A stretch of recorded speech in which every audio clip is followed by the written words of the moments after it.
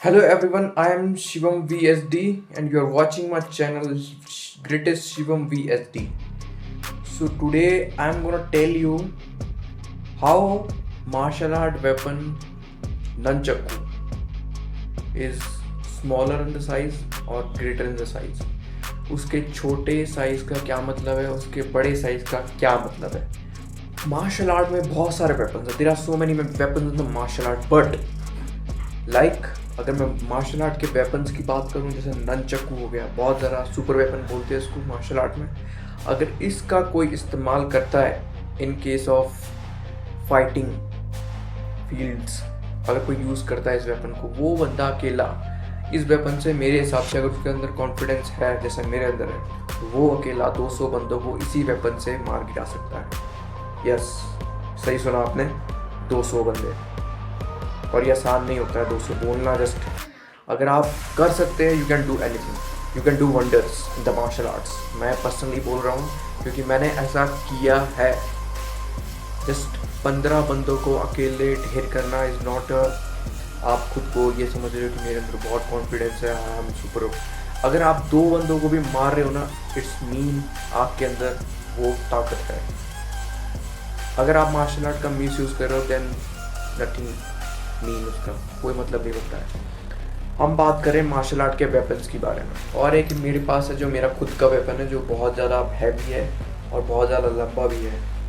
सो काफ़ी साल हो गए मेरे वेपन को. मैंने आपको दोनों मार्शल आर्ट वेपन दिखाया अभी, जो ननचक्कू, एक स्मॉल और एक लार्ज वेपन. सो इम्पैक्ट जो है वो लार्जर का ज़्यादा होगा, जो बढ़ेगा है उसका ज़्यादा इम्पैक्ट होगा. इट डजेंट मैटर कि आपके पास कितनी पावर है, कितनी पावर से आप शोल्डर घुमा के इसको हिट कर रहे हो, इट डजेंट मैटर. पर अगर आपके पास स्किल्स है वो चीज़ करने की, तो मेरे ख्याल से आप एक ही वेपन से 200 बंदों को हरा सकते हो अकेले. Yes, you can hear clearly, यही आपने सही सुना. आप 200 बंदों को अकेले ख़त्म कर सकते हो इस वेपन से. और ये मैं लिख के देने को तैयार हूँ एक कागज़ पेपर पे, क्योंकि I personally believe that this martial art weapon is called in the super weapon, इसको बोलते हैं. बहुत सारे मार्शल आर्ट वेपन्स हैं, पर मैं इसकी गिनती 3rd पे करूँगा. उससे ऊपर सिलाट वेपन है, जो एक नाइफ है.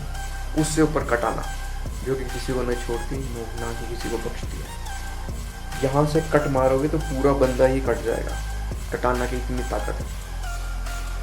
तो मार्शल आर्ट में बहुत सारे वेपन्स हैं, तो अगर आप उनमें से एक को भी सीख जाते हो तो इट्स वेल एंड गुड, आपकी लाइफ के लिए बहुत अच्छा है. कोई आपको छेड़ता है उसके लिए भी अच्छा है. बट सीखने वाली बात यहाँ आती है कि आप बहुत सारे वेपन्स को मास्टर तो कर लेते हो, बट क्या आप खुद के अंदर कंट्रोल रख सकते हो कि मेरे पास इतनी पावर होने के बावजूद भी कि कोई मेरे सामने आए और मेरे को छेड़े और मैं उसका मिसयूज़ ना करूँ. That's the mean of martial art, कि आपके अंदर कंट्रोल कितना है.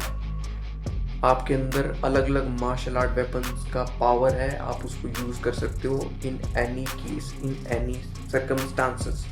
If you hold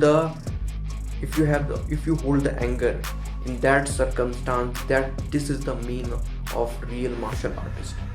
This is the reason of real martial artist. एक असली मार्शल आर्ट की पहचान ही यहीं से बनती है कि उसके अंदर कंट्रोल है, उसके अंदर वो चीज़, वो रोकने की ताकत है. एंगर को रोकने की ताकत भी वहीं काम आती है जब आप वहीं एकदम से कोई आपको छेड़ता है और आप वहीं रुक जाते हो, क्योंकि सामने वाले को नहीं पता होता कि आप कितने ताकतवर हो उससे कहीं ज़्यादा. मोस्ट ऑफ द लोग जो मार्शल आर्ट नहीं करते वो कॉमन लोग होते हैं, और जो मार्शल आर्ट करते हैं, जो सीखने में लगे हुए हैं, he is not a common man. उसको आप कभी भी कॉमन समझने की गलती मत करिएगा. सो इस वीडियो का मोरल ये बनता है कि आप किसी भी मार्शल आर्ट वेपन में मास्टरी कर लो, लेकिन उसके साथ साथ आपको मार्शल आर्ट में कामनेस, बैलेंस और कंट्रोल आना चाहिए. कंट्रोल नंबर 1 पे रखो, उसके बाद कामनेस, उसके बाद आप डिसिप्लिन और ये सब चीज़ें. तो जय हिंद, वंदे मातरम. मिलते हैं नेक्स्ट वीडियो में.